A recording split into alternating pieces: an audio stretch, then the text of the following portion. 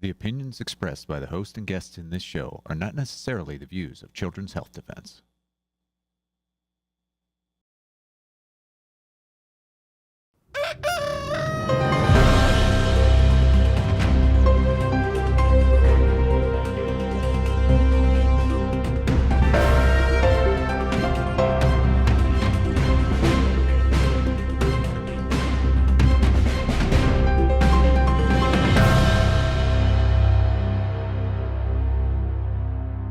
Good morning, CHD. Welcome to This Week with Mary Holland, President of Children's Health Defence, and myself, Polly. Tommy.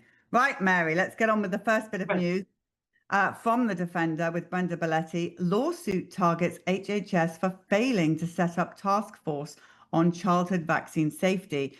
US Health Secretary Robert F. Kennedy Jr. is accused of violating requirements of the National Childhood Vaccine Injury Act of 1986, which includes promoting the development of safer vaccines. The lawsuit filed by attorney Ray Flores is funded by Children's Health Defence. Mary, I have to say I've had a lot of messages about this. People are very concerned, so it'd be great to clear this up. Yeah. So, this is not, to be very clear, this is not something that is intended to in any way undermine what Bobby Kennedy is doing as Secretary of HHS. This is what is in the law from 1986 that says that there has to be a task force that HHS convenes that reports to Congress every 2 years about how they're making vaccines safer, because Congress did recognize when you take away the ability of people to sue the manufacturer or the doctor, you are taking away something that increases the possibility of transparency, accountability, safety. And so the outrageousness is that there has never been a report filed with Congress. This task force was convened in 1990, but then it was disbanded in 1998. And it's actually interesting that Bobby Kennedy himself, with Aaron Seary, sued to get a declaratory judgment, to get a court to say HHS never provided these reports, which they got from the Southern District of New York that said, yeah, they've actually never filed these reports. But they didn't take the next step, oddly, which was to force HHS to convene this task force to then do the reports. So I am confident that Secretary Kennedy will be happy to comply with the terms of the 86 Act. And so this is just, a necessary step to make sure that this is on the agenda. So to be absolutely clear, Children's Health Defence is not turning on. Oh my gosh, no, not at all. This is Robert Kennedy's agenda to make vaccines safer. And he is responsible as the secretary for complying with this law from Congress. And I'm confident that, he's going to be happy to do this. This is definitely something that he, wants to do. So, and it's an interesting lawsuit. We work closely with Ray Flores. This is his personal lawsuit.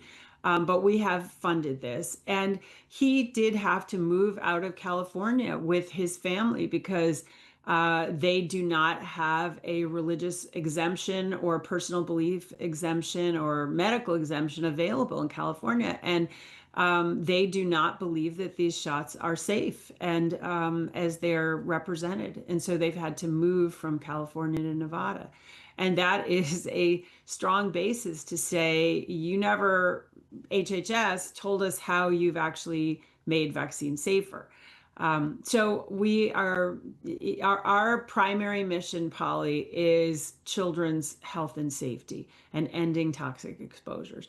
We are not misaligned with Bobby Kennedy. We completely support what he's doing, and we're confident that he will do the right thing here, and he's not going to say you're wrong. It's in the statute. A citizen's petition on this had never been brought before, and I don't know that the past 35 years of secretaries have been aligned with this. We do know that Bobby Kennedy is aligned with this, and so I fully expect that this will be resolved in an amicable way. Well, Michael Neverdakis in the Defender lawsuit against HHS and Robert F. Kennedy Jr. seeks to add COVID vaccines to injury compensation program.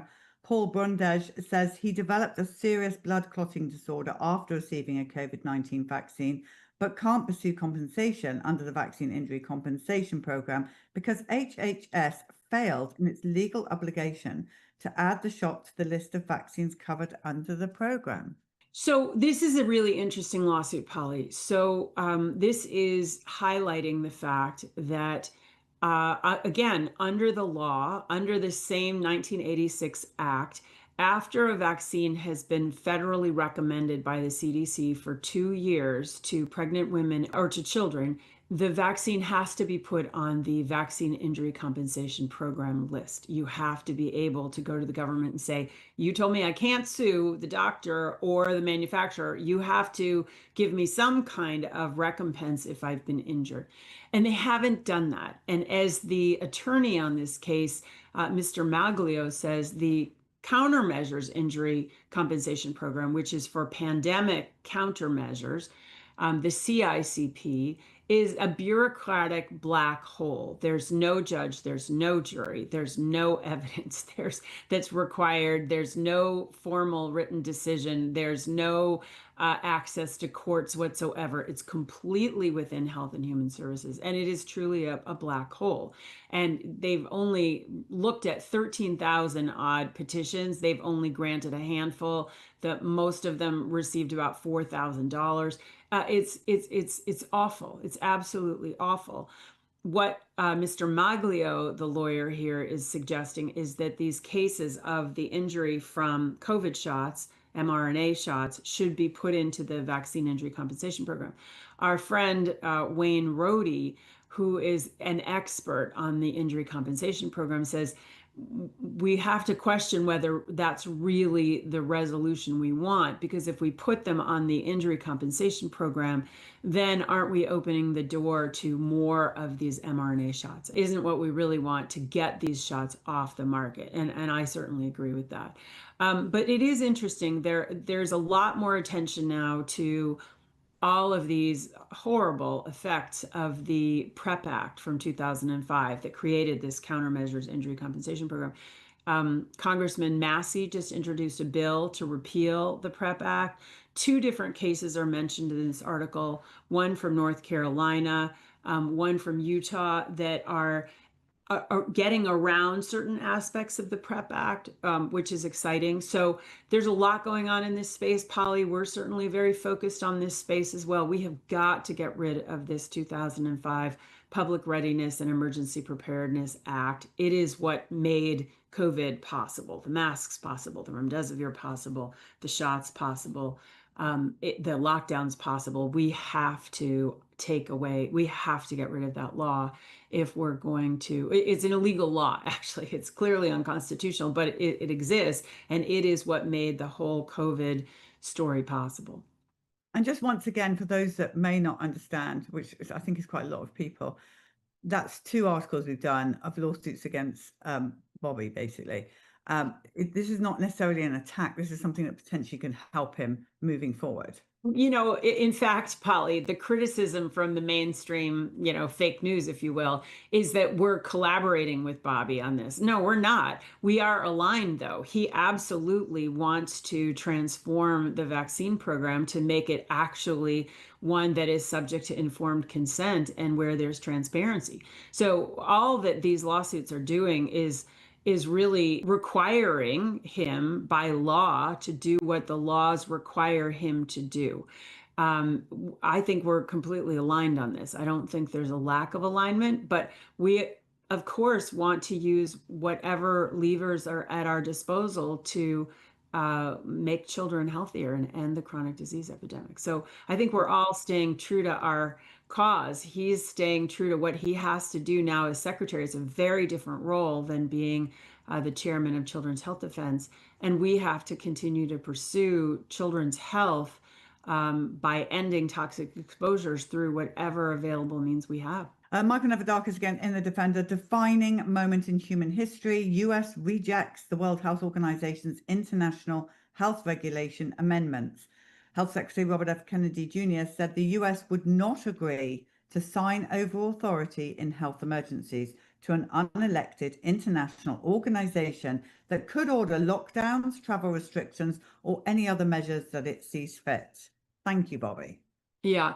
So Bobby put out a great 6-minute video on his behalf and Secretary of State Rubio that the U.S. rejected these amendments to the international health regulations. And as he explains in that video that I recommend people watch, he basically says that these would have led to unprecedented powers of the World Health Organization that would have made lockdowns more likely and would have taken away national sovereignty and informed consent. And we can't support that.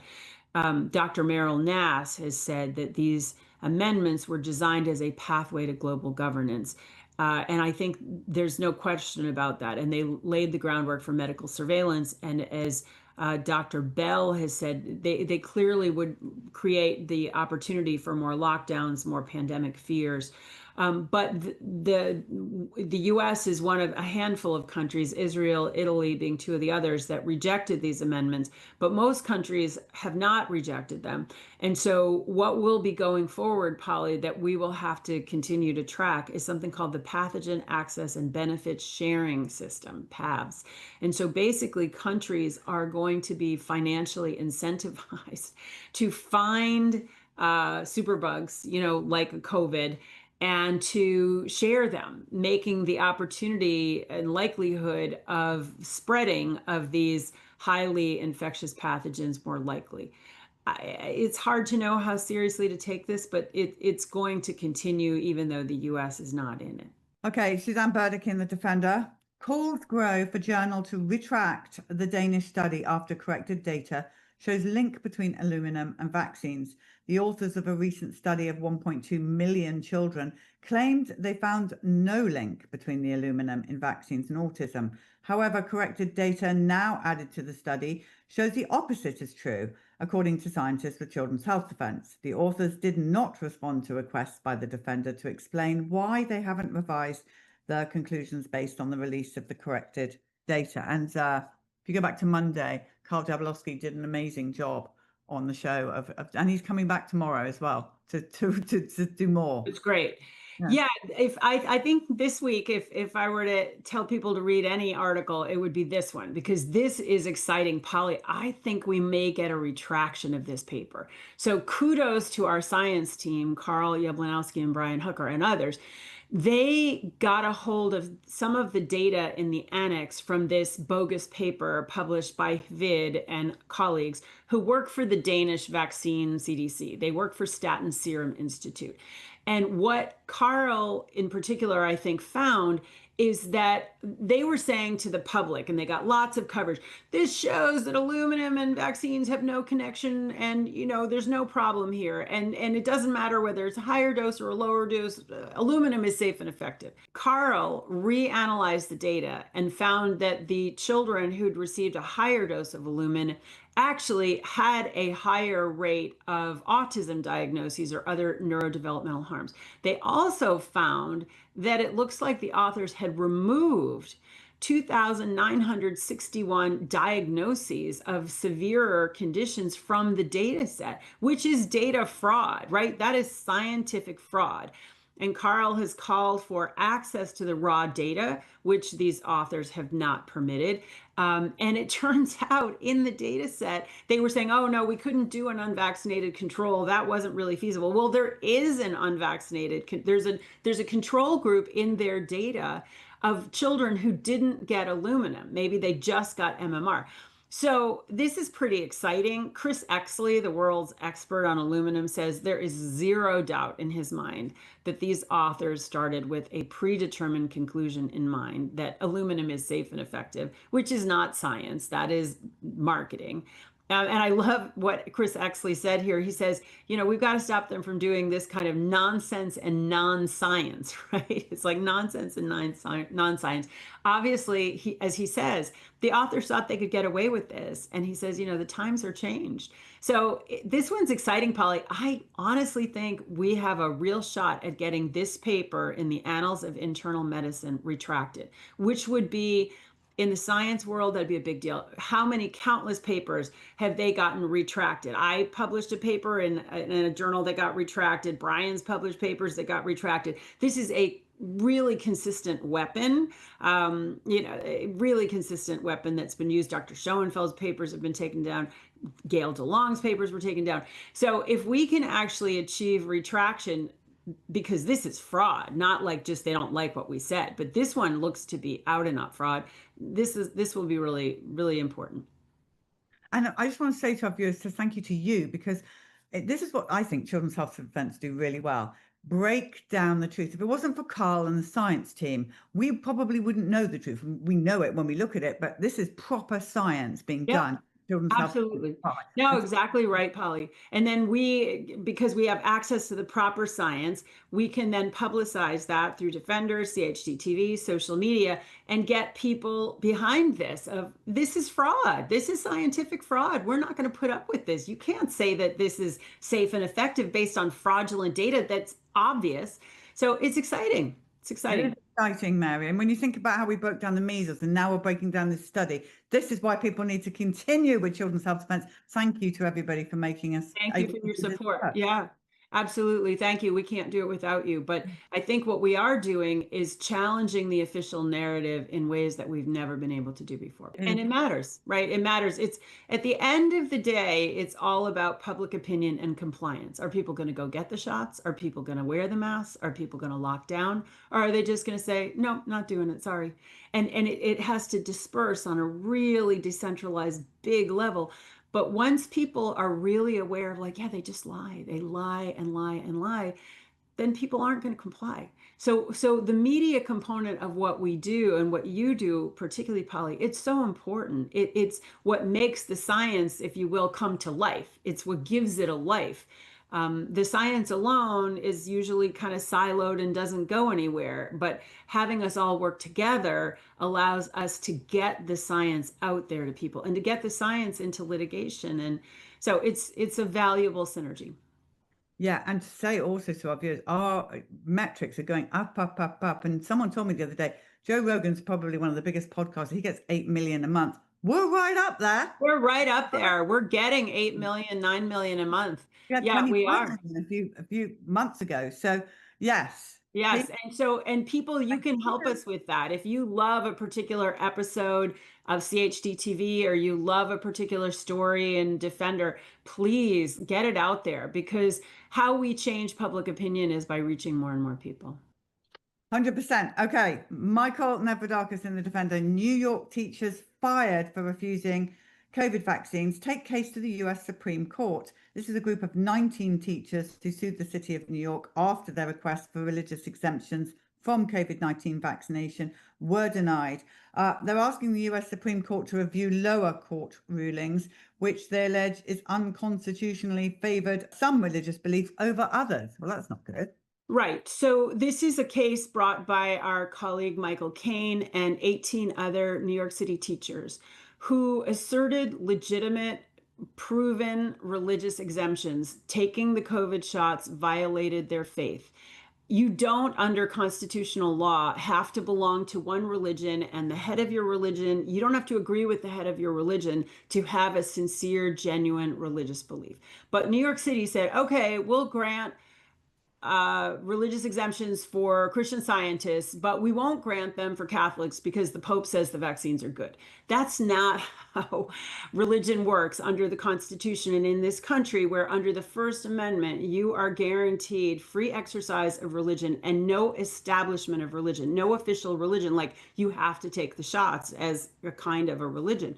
So what's exciting is, even though the Second Circuit Court of Appeals, which is where New York is located, has said, yeah, it wasn't great, but we're not going to really deal with this, essentially, is what they said. And we don't have to look at this very carefully. We're going to look at this with a rational basis review. Did the government have a reason to require these shots? It did.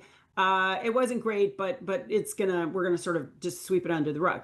Well, three other federal circuit courts of appeal, not the Second Circuit, other circuits have said, no, no, no, no, no.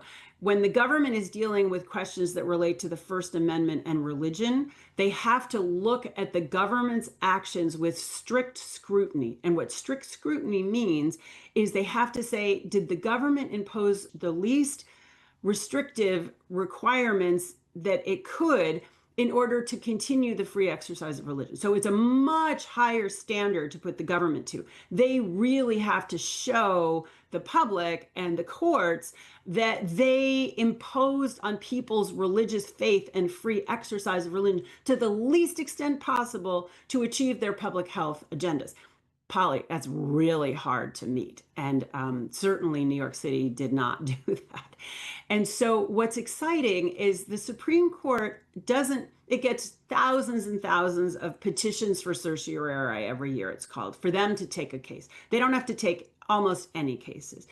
And so they take like less than 1% of cases. But when they typically take cases, it's on an important issue like the First Amendment, free exercise of religion, and where there is a circuit split, where different parts of the country are deciding these cases on different standards than other sections of the country. And so the fact that there's a circuit split here, and this relates to free exercise of religion, the First Amendment, and it relates to an adult mandate that we all recognize could happen again, there's a real chance that the court may take this.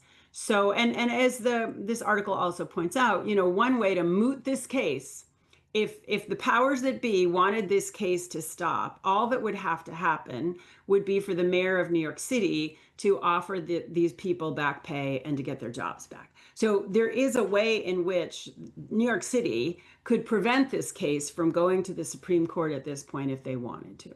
So we'll see what happens. What happened in New York City, and it happened in Los Angeles, Polly, it happened in lots of other jurisdictions around the country. I mean, it was awful. These people, as it says, some of these former teachers, sanitation workers,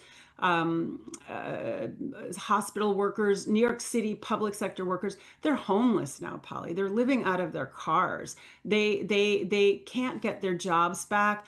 New York City even gave them sort of a red letter on their record so that they couldn't get jobs elsewhere. I mean, it was just outrageous, just really outrageous. So as Michael Caine says, right now, there is a horrendous precedent for his kids and his future grandkids.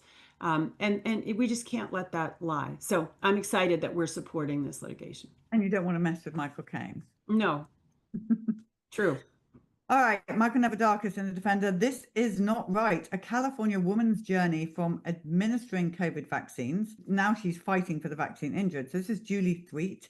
She started as a hospital volunteer and a COVID-19 vaccine advocate in California. But after 2 doses of the Moderna shot, she was left with multiple health issues. Then her mother died suddenly after 4 doses of the COVID-19 vaccine. Well, today, Threet advocates for the vaccine injured and their families and encourages others to speak out at the county health board meetings. This is all great, but isn't it a shame it takes for you to be injured, for you to have personal injury to understand the devastation? I mean, she is severely injured, Polly, and overnight when she sort of raised issues with the hospital where she'd been volunteering for 5 years, she became a persona non grata. They were like, yeah, we don't want to hear from you. So she'd been devoting her time and energy for 5 years. She's seeing these injuries. She's injured herself. She brings this to the hospital administration, and then they were like, yeah, goodbye. And she's severely injured. She has tinnitus. She has detached retinas, a lot of different problems. And then her mother died after taking 4 doses of a COVID shot. It's so tragic, Polly. It's just so tragic. Our Brian Hooker, our chief scientific officer, under attack in The Guardian, the British paper or media outlet. Prominent US anti-vaxxer says he caught measles and traveled back home, and he didn't alert authorities. Well, first of all, he had, and I double-checked with him, he had 2 MMRs, and so therefore, as did Ben Edwards, Dr. Ben Edwards, who also caught measles. So there's something big in that they're not reporting. So the MMR clearly does not work. I mean, that's the big story here, Polly. Exactly. Brian Hooker had no reason to think he was sick after, when he was visiting, and he had every reason to imagine that he might be protected. 2.5 weeks later, he developed mild symptoms that he didn't test to find out if he was certain that they were measles. It probably was. The period is a couple of weeks. But the bottom line is, obviously, these shots don't work very well. Right. That's the bottom line, and that's the essence of the story that the Guardian, of course, doesn't acknowledge. And of course, they don't acknowledge that he'd had MMR shots in the past. So Yeah, and just to say, I naturally caught measles as a child. I was also there. I did not obviously catch measles. I have immunity. So yeah, natural immunity works. it's quite an interesting case there, really, isn't Yeah, it? absolutely. Absolutely. I also had measles as a child. I've never had measles since having a child, and I was home for 3 days. But it's interesting, Polly. I have a younger brother who was born 4 years later than me, and he got the MMR shot. And then in college, he developed measles, right? So, I mean, they don't work very well. They just don't And work very well. they may kill it. The MMR. Well, and they're so dangerous. I mean, aside from the fact that they're so dangerous, both of our sons were severely injured by the MMR shot in particular. So, we got to get over this. We got to fix this, and that's what we're doing. Yeah. Well, no, let's talk about again, staying in the UK. This is a tweet from Chris Littlewood. He says, a child in Liverpool has died. The child had cancer and died of cancer, but the media are calling it a measles death to push a vaccine narrative. This is not public health. This is not science. This is weaponized grief. I know people connected to the school. I know the truth. The child was immunocompromised, vulnerable and brave, but the death is now being used to sell pharmaceutical compliance. This was not a measles death. This is exactly the same narrative as we had here in Texas. Exactly, Polly. They just lie. They just lie, and it's despicable. It is despicable because I've been speaking to people in England who called me when this child died saying, we got measles, we've got to run out and get MMR. And I said, okay, I know you've read that article. Read further down. The child had underlying health conditions, and now we find out it was cancer. And it's tragic for the family and for the child that this child's death is being exposed as measles like this. It's totally untrue, just like the two girls in Gaines County. Disgusting. All right, staying with measles. Vigilant Fox put on X, Neil deGrasse Tyson. Now, he is a astrophysicist, author, and science communicator, whatever a science communicator means. But anyway, this person goes out quite a lot. You see him on CNN. You see they're touting him out as an expert on, vaccines. He says anti-vaxxers won't realize the consequences of their actions until they see kids dying. If you're not going to vaccinate against measles, children will die. Vaccines are the victims of their own success, crediting them as the reason why there's no communicable diseases. As I said, this guy gets on the mainstream news, but the comments underneath are brilliant. One person saying the death rate from measles declined by 98% before the measles vaccine was even introduced. It's fear-mongering, it's uneducated, it's misinformation, and it's desperate, Mary. They're desperate. It is desperate. And it's interesting, Polly, Neil deGrasse Tyson, to his credit, actually did go on the high wire years ago. And so there is an interesting video of him conversing with Del Bigtree, and he kind of acknowledged his ignorance about vaccines. And so this is kind of desperate. He's an astrophysicist, right? Why is he going on mainstream media to say children will die, children will die? It's, and of course, you and I know it ignores the many children who've died from the MMR shot. So yeah, all just permanently injured. So onwards we go with that. But they've been desperate to have measles be the big killer for so many. They are. I mean, measles is the most infectious of the ones that they vaccinate against, and it can have complications. So they try to use measles, as we're seeing, Liverpool, West Texas, Neil deGrasse Tyson. Measles is their best shot, if you will, so to speak. And it's not working terribly well right now. No, it's not. Not while we're still around, the people to prove that natural immunity is best. All right, Suzanne Burdick in The Defender. Antidepressants during pregnancy raise risk of birth defects, doctors tell FDA. The FDA needs to do a better job of warning pregnant women that taking SSRIs, a class of antidepressants, this may harm them and their developing baby. Absolutely. And the saddest thing is, Mary, so many of those young women are on antidepressants. It's So huge. what this article says is that about, yes, a lot of 1 in 4 middle-aged women, it says, are on an antidepressant. There was not really great research on these, long-term research. They say that 5% of pregnant women are on antidepressants. And a lot of these scientists were saying, this is an experiment. We've never seen this before. We don't really have good information that this is not hurting babies' brain development in particular. There's a lot of reasons to think it is. Some of the people quoted in this article question the effectiveness of antidepressants at all, that there's not much difference between the placebos. But what's fascinating to me in this article, Polly, is that the mainstream NBC calls this misinformation, right? FDA has a panel to talk about medical misinformation. The mainstream media is just so obvious. They are so bought by the pharmaceutical industry. As Bobby Kennedy used to call it, farm media. I mean, this is just farm media, right? They're not reporting. They're just propaganda organs. I was talking to a young mother the other day who's on antidepressants, and she said she's been on them since she was 5 years old. Yeah. And she can't get off them. She said, I do recommend a really powerful book that came out recently, and we will interview her, Unshrunk by Laura Delano. And it's the story of a young woman as a teenager. It's a sort of a memoir, but young woman getting on these drugs. Her family was, doing the best they could to help her. And, she was on them for 15 years. And she runs something now about how to help people get off of these prescribed psychiatric drugs. It's hard to get off them. It absolutely is very hard, but it's possible. It's definitely possible. And this is an issue that was addressed in the first Make America Healthy Again Commission. It's a big deal.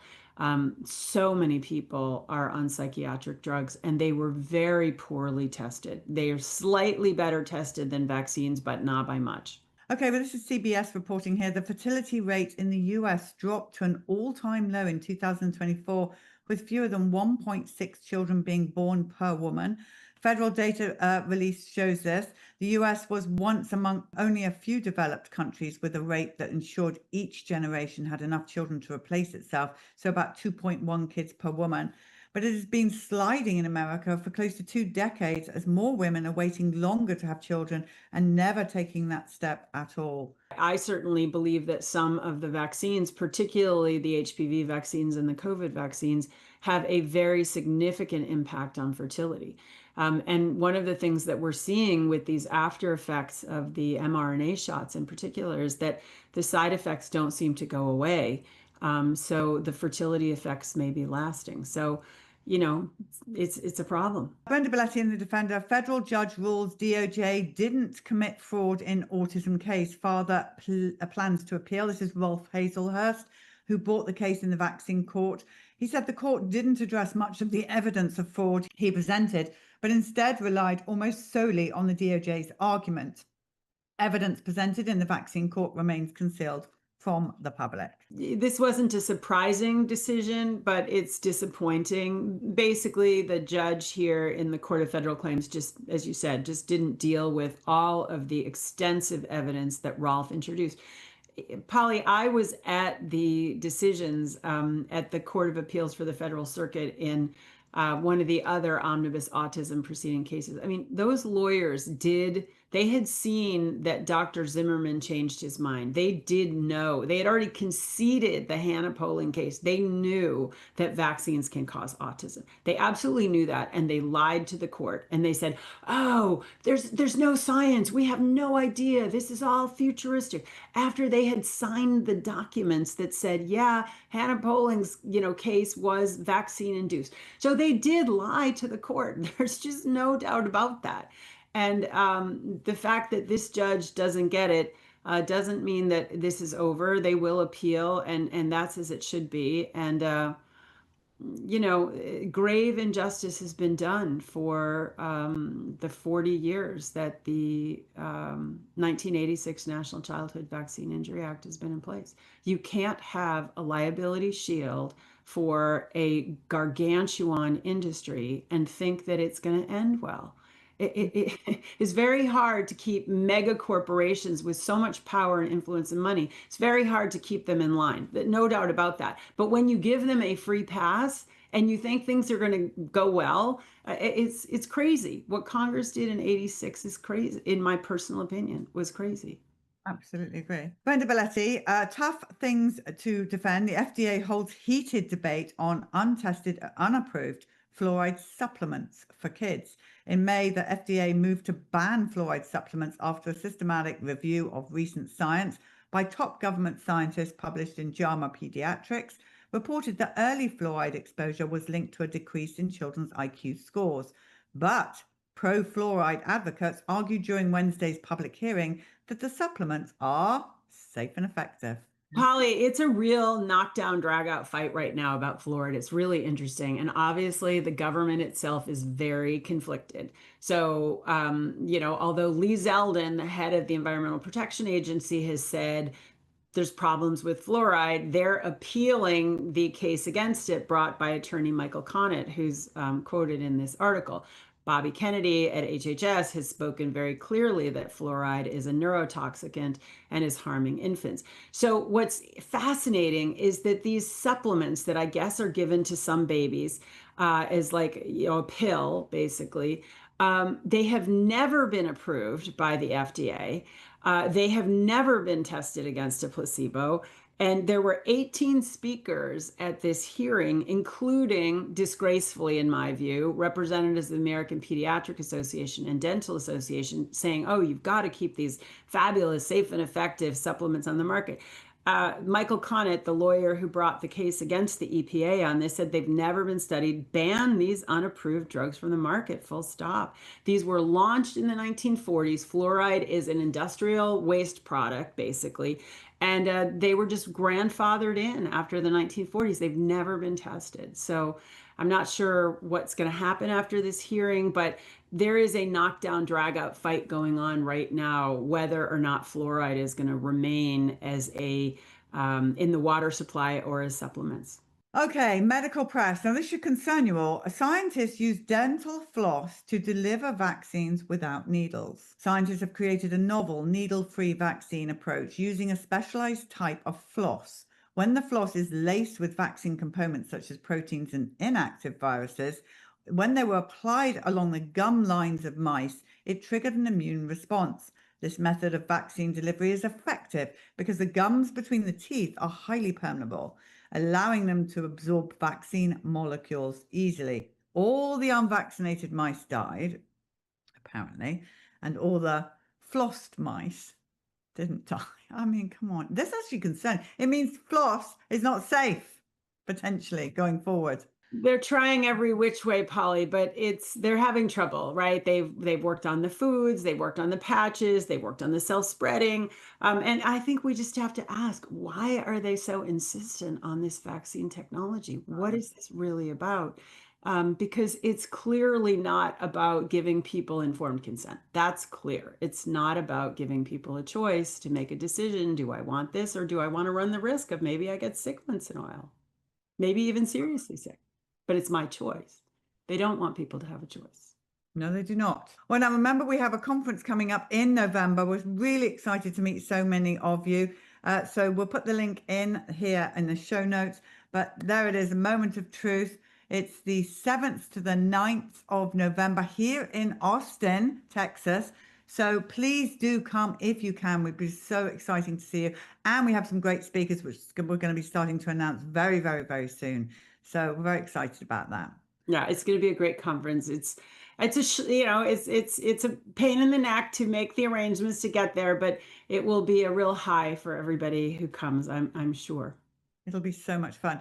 All right, everybody. So we're going to go to our geoengineering report this week, and then we're going to go to our unvaccinated story of the day. The unvaccinated stories have been so well received this month. Now, next month, we are going to be concentrating on medical professionals, the medical professionals that came to the bus or came to us at CHD TV or Children's Health Defense. And let's hear what they've got to say, because none of them have said that they've had any training on vaccines other than they're the saviors of mankind in medical school. So I think that'll be a good one for us to do next month. So from Mary and I, pray big, stand firm, never settle. And Mary and I will see you next week, and I'll see you tomorrow. Thanks, everybody. I'm Claire Dooley, you're watching CHD TV, and this is the Geoengineering Report, where we identify the threat in the skies. In this segment, we take a hard look at the political paralysis surrounding climate engineering. With false solutions like solar panels and electric cars dominating the conversation, real environmental threats remain untouched and unspoken. Dane Wigington with Geoengineeringwatch.org explains why waiting for leadership to act is a losing strategy and why public awareness is the last line of defense.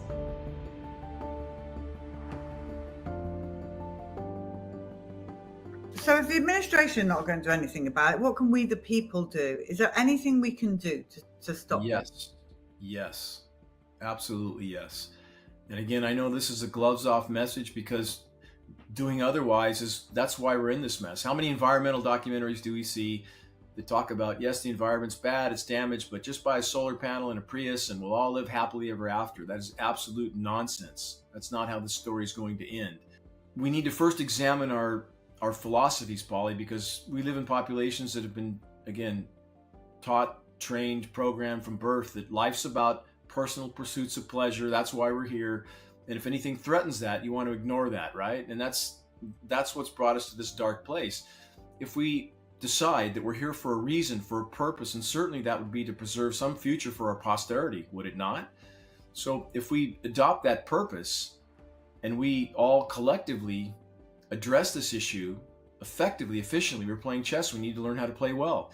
Share credible data from a credible source. Wake those up around you. Ask them to do the same. If we can force this issue to the full light of day, Polly, we'll cause a shockwave around the globe. We will overturn this paradigm, and populations will know what their governments have done to them without their knowledge or consent, including our government, this administration, every other administration before it, going back a very, very long way, including before JFK. This goes all the way back. These programs were first fully deployed after World War II. So every administration in that chain has been actively or passively involved. A storm of ethical quandaries and unforeseen consequences brewed beneath Operation Popeye's weather manipulation. In 1971, a Washington Post article by reporter Jack Anderson exposed that the U.S. was covertly engaging in weather weaponization in Vietnam. This revelation was backed by the Pentagon Papers leak from Daniel Ellsberg. The following year, New York Times journalist Seymour Hersh reported on Operation Popeye with the headline, "Rainmaking is used as a weapon by the U.S." Just days after this story was published, the entire program was officially terminated, and all cloud seeding missions were halted. Democratic Senator Claiborne Pell, disturbed by the news, demanded the declassification and public release of the Operation Popeye specifications. The program's annual cost was approximately $3.6 million, covering the operation and maintenance of modified aircraft, the purchase of seeding materials and salaries for the personnel involved. The public, particularly environmental activists, were outraged to discover that the U.S. had been secretly manipulating the weather in Vietnam. Operation Popeye was officially ended on July 5, 1972. In 1977, the U.S. became a signatory to the Environmental Modification Convention Treaty, an international accord that prohibited the use of weather modification for malicious purposes. If everyone understood that it's what we put at the end of the dimming, that any one of us could be the final pebble that triggers the landslide of awakening, if we could fully awake populations, if we could fully push this issue to the light of day, we would have a chance of stopping it from the inside out, because those participating would realize they are participating in their own demise. Paul, how many do you see even now, especially pretend patriots, I would label them, waving their flags, don't question the government, we're going to print more money and everything's going to be fine, and which couldn't be further from the truth. But you see that kind of pretend patriotism, right? But how many are willing to examine, for example, the oath that they took, if they're in the military, to protect their citizens from all threats, foreign and domestic? You've heard that, right, Polly? Uh-huh. Well, how is engaging in these operations doing that? It's not. It's exactly the opposite. And so we have, just like the spraying of Agent Orange in Vietnam, and were those pilots told this is going to kill your comrade on the ground eventually? No, they weren't told. So again, this boils down to people examining their the reason for being and understanding that there is solace in facing the issue head on and knowing you're a part of the cure and not the disease. And if we all did that, we could yet make a profound difference even at this late hour. But people need to stop premising any effort they put out toward this dire threat on the condition that they have to have a happy ending. And if that prevents them from engaging in the fight in the first place, how can we have any hope of having a good ending? We can't. We love hearing from you at CHD TV. We always are going through your emails and, sending them to each other and discussing the pictures you're sending and, whatever comments you're making. So please continue doing so. You can reach out to us at goodmorning@chd.tv. Thank you so much for watching the Geoengineering Report, and we'll see you next time on CHD TV. Please forgive me if I ran for a moment on the memories from my former life, my life before the last 20 years of my desperate attempt to sound the alarm. I spent so much time on or near the ocean. I got my scuba certification at age 14. Being below the waves was always an escape to another world, a world that still made sense, a world in which I often felt I wanted to remain. And I feel so fortunate to have seen and experienced life below the surface of the sea in numerous parts of the world, in the waters off New Zealand, Australia, in the South Seas, Fiji, the most remote locations in the Sea of Cortez, the Gulf of California. But the vast majority of my diving sabbaticals were around all the shores of the Channel Islands, off the coast of California.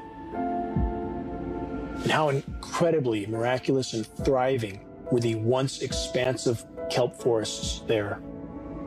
I would meander in total solitude through these mystical undersea landscapes that were teeming with life. When the water clarity was at its best, the visibility could be well over 100 feet. And on such days, stunningly beautiful beams of sunlight would glisten down through the kelp stalks, rising up from so far below me. It was like being in the canopy of a long-lost medieval forest. Weaving my way through the massive kelp stalks in total silence, I felt like a wild and free bird flying through an untouched and unspoiled paradise of unimaginable beauty. So many species, all playing their individual part in the miraculous web of life.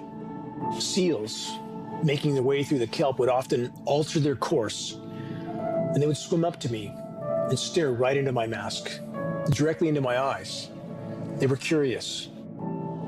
Many of my memories from the kelp forests now seem a very distant dream from another life. Moments that I knew, even while they were occurring, were slipping away. It was beautiful. It was nature, a part of the living ocean, a part of the web of life on which our lives depend. I had to leave that life. There was a constant calling of conscience inside me. I felt there was much I had to do, that there was a long journey before me, yet to be traveled. The deepest and most untraveled wilderness has always been my sanctuary, and when I trek there alone and in solitude, I feel most connected to the whole. I marvel at the complexity and the miraculousness of life, the countless forms of it. I try to contemplate the endless and seemingly impossible factors that were necessary for life to exist and flourish on this spinning ball of rock in the harsh and hostile environment of space. A ball of rock with its own magnetic shield, with its own moon that stabilizes its orbit, that orbits a life-giving star at just the right distance, with miraculous atmospheric layers that, for unimaginably long spans of time, have facilitated countless forms of life. How wondrous it all is, each part. A dragonfly, a tree, a bird, a whale, the sunrise, millions of tons of water magically floating through the sky in the form of spellbindingly beautiful clouds, bringing life-giving rain. When I witness the destruction of this miraculous web of life, I can only think of returning to the front line of the battle to sound the alarm. Reaching a critical mass of awareness in the population is the only way forward in this fight. The challenges we face are immense. The odds are against us. But as the proverb goes, it's not over till it's over. Any one of us could be the final pebble that triggers the landslide of awakening.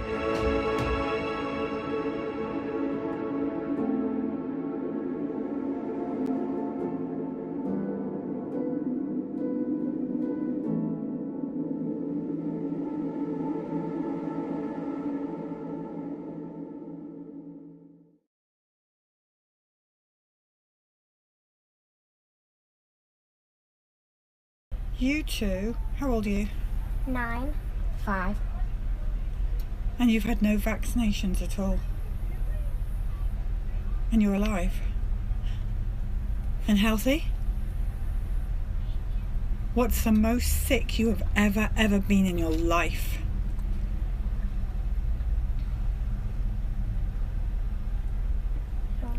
They had the chicken pox. The chicken pox, the deadly disease called chicken pox that we all had when we were younger. My chicken pox zombie children. What? My chicken pox zombie children. Oh, yeah, you're alive. You made it through that as well. Do you remember having chicken pox? Yes. Did you scratch a lot? Mm-hmm. So that's probably the most sick you've been then. We had one child who was unvaccinated and she said she vomited for a whole night on a blueberry that had gone bad. Very serious stuff. Yeah. So, what made you guys decide not to vaccinate your children? Well, when I was pregnant with her, he flat out told me we would not be vaccinating. You did? He did. And I thought that was crazy. I'd never heard of such a thing. Wait, what? I need to just wait. Let's back to you. Because I was like you. What a crazy statement when I was, before we know better. Where did that come from? I was raised somewhat to believe that that was not necessary to have that done. And later on, when I could make up my own mind, it just didn't seem right to inject anything into a baby. So were you unvaccinated? I've had vaccines when I was younger, but not since 80, 81. So, and what do you do for a living? let's just say I'm a communications engineer for the telephone companies.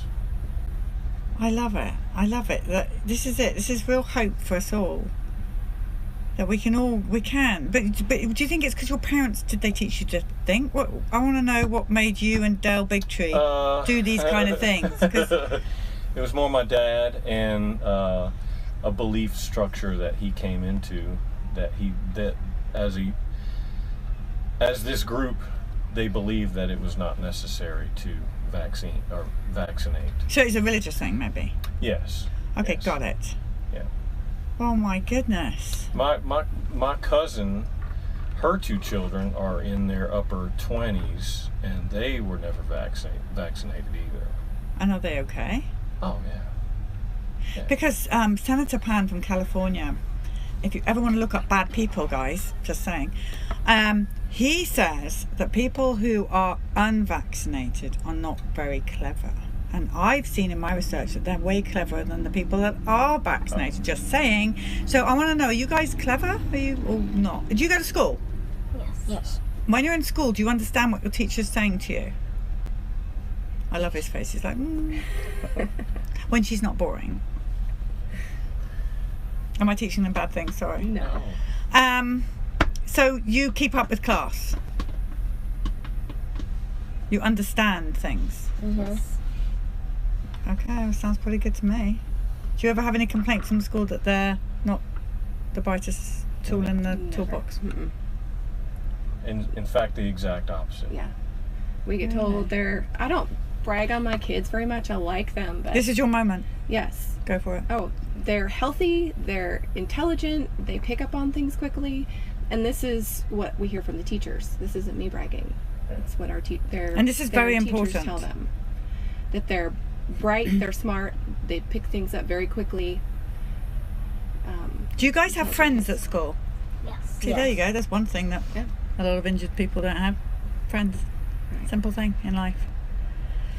All right, so I want to hear a little bit more. I want to hear about when you two, this is a very scary question for the people listening, because we're doing a study. And we want to know that when you were, between the time that you were born, your mum and dad are going to have to answer this because you're not going to remember, and your first birthday. By the way, did they have vitamin K? No. You guys rock. These were born at, kids were, she was born at the midwife's house because our house was under construction. And he was born in his room in the house that we live in now. Oh, we're so happy for you guys. Naturally. No drugs, no nothing. You, Mama, can be done. Now wait, for this very important questions we're doing, is everyone petrified for the answer to this? Okay.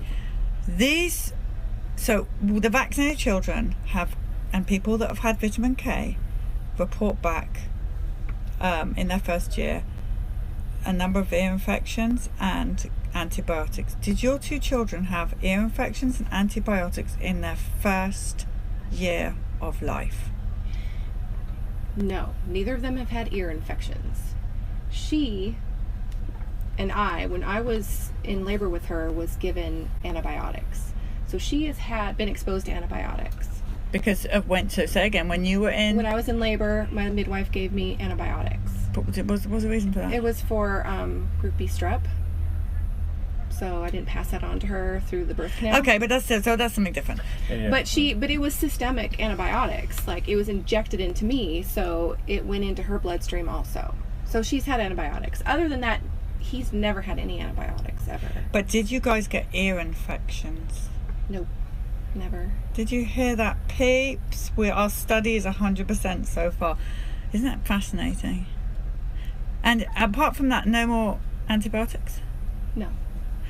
Okay, we know you've had chicken pox. Mm-hmm. Are you both frightened of measles or mumps? No. Or rubella? Not at all.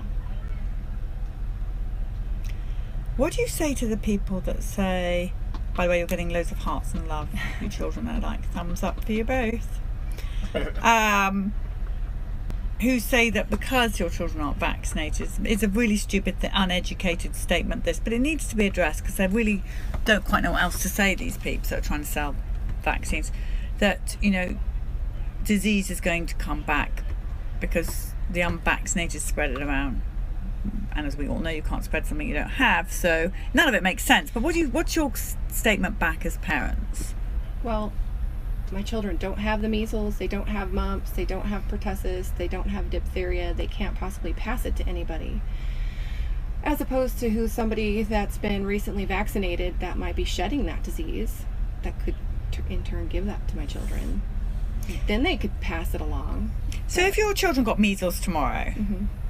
would you carry on with your life and have them run around so that they do spread this around, or would you keep them at home hydrated? We'd keep them at home hydrated, out of the sunlight, lots of vitamin D, vitamin A. C? I don't know. Vitamin C. Dr. Suzanne's book's coming out soon. We'll know what to do. We do a lot of homeopathy, so lots of... Yeah. I come from an era of parties of measles, and the doctor would not even visit. In those days it was house visits, right. Wouldn't even visit because it's not considered, it was just the doctor say keep hydrated and enjoy your week off. Right. And they didn't even come and check us because it's so mild. Right. So something's gone really weird between then. Really weird. It's the fear programming. This is my thing. Yeah, let's hear it. A million times. Come, we're hearing. We're listening, everybody focus. Don't make money off of healthy children. There's no money to be made off of healthy children. Isn't that sad? It's pathetic. It is sad. But that's I've said it a million times, that's the root of it all. Is if you can keep somebody on something, it makes them money. And it's... Or even coming back to the doctor every single month for well visits. Right. I mean, I might get some dislikes for this, but don't worry about it. I feel like mothers know if their kids are healthy or not. Or they should. You have your gut instinct. Yeah, you have your gut instinct. And my kids have always shown me to be healthy if they've had fevers, they've never had a fever that was worth taking them to the doctor. So can I just go back? I'm just trying to imagine what this would be like. So your husband says we're not vaccinating. You're like, are you insane? Right. How did you get over that?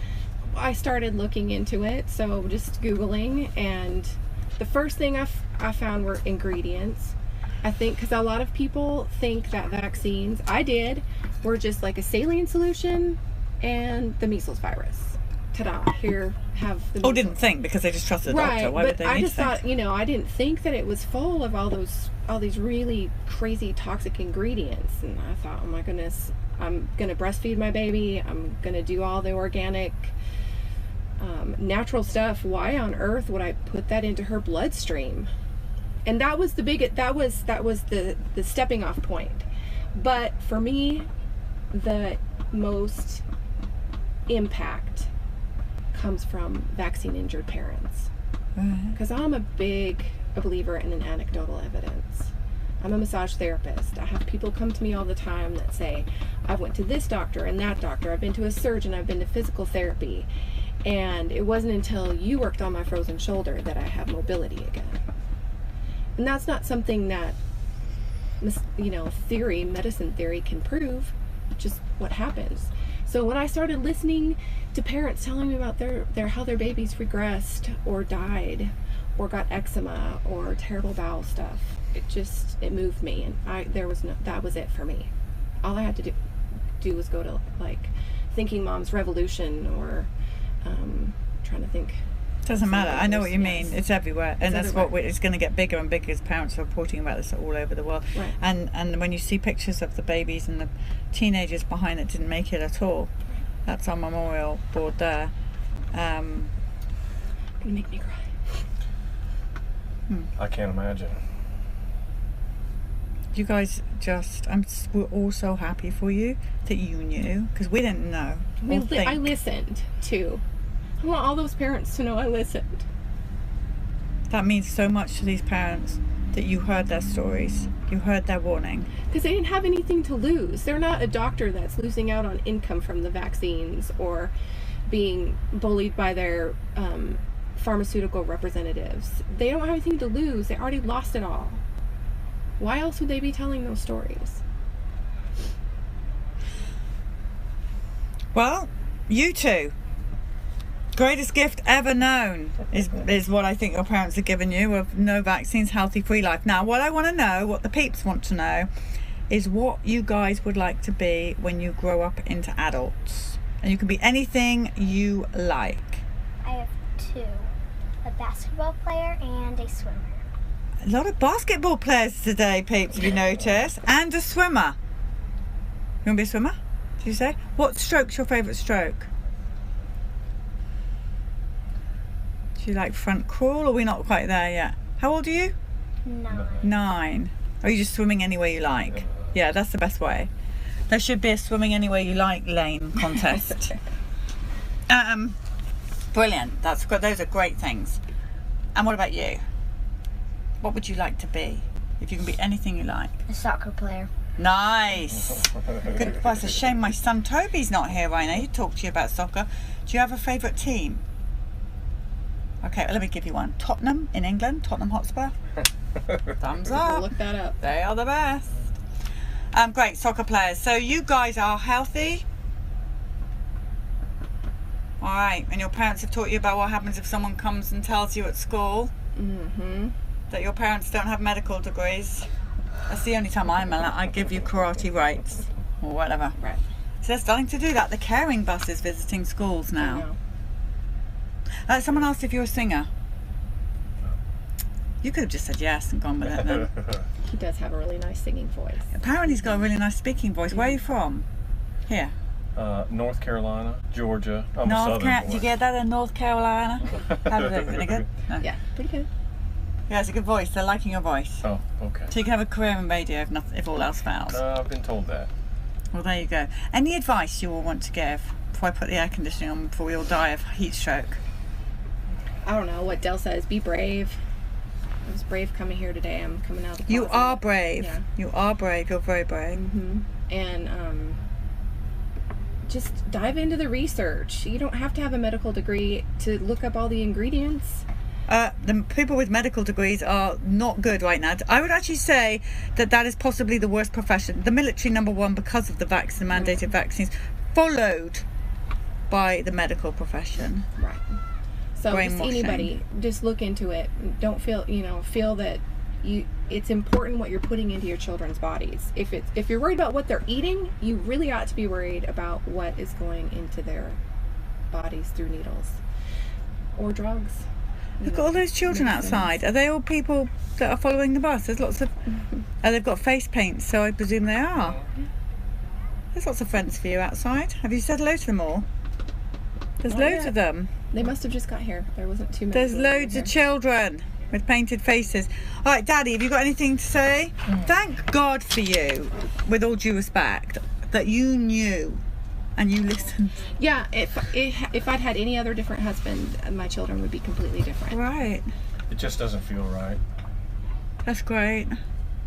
It never really has. I just can't imagine sticking or jabbing a little bitty baby. No. There's thousands of people between these three medias watching now that wished so much that we had what you had. I don't know what it is. Do you teach your children to question everything, even authority? Question them? Every yeah. Oh yeah. Especially authority. Yeah, that's why he's so important in our partnership, because I'm not an authority questioner. I'm like...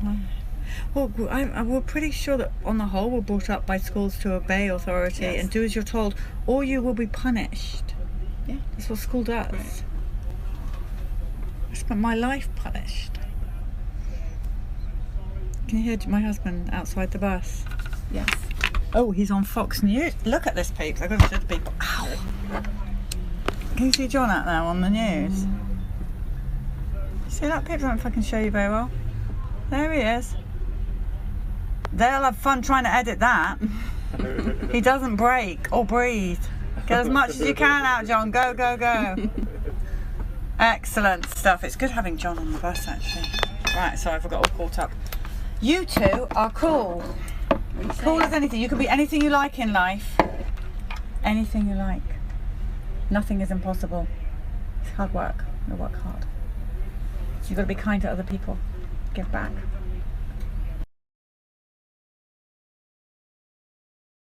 The truth is, vaccine injuries are real and they've been ignored.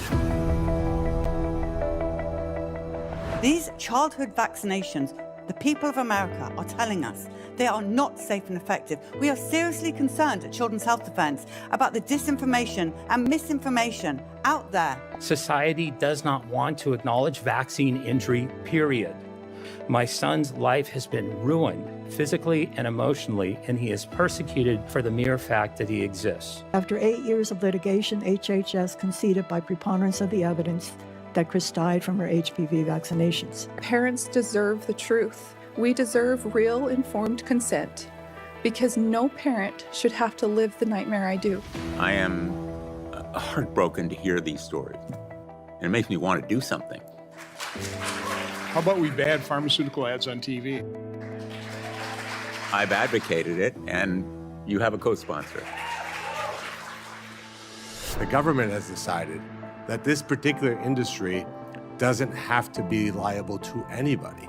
I am extremely suspicious, as a lawyer, of immunity that is granted in any blanket way across the board to any manufacturer or to anyone. So if we're going to do something, the North Star has got to be medical freedom. I got to decide what's good for me and my family with proper information. And if I'm given improper information, just like in any other industry, there's got to be accountability. No more Pfizer-sponsored science. We need independent science. I am competing against a pharmaceutical lobby of 1,600 lobbyists. That's 3 lobbyists for each member of Congress. This is insane. Everybody sitting here, bar 2, vaccinated their families with catastrophic results. Over 12,000 signatures on those 2 buses. of death, death, death. When will enough be enough? How many more buses? So this has to stop. And we implore you, please, to follow us at Children's Health events, at least break down the truth and get to the truth behind the science of what is really happening.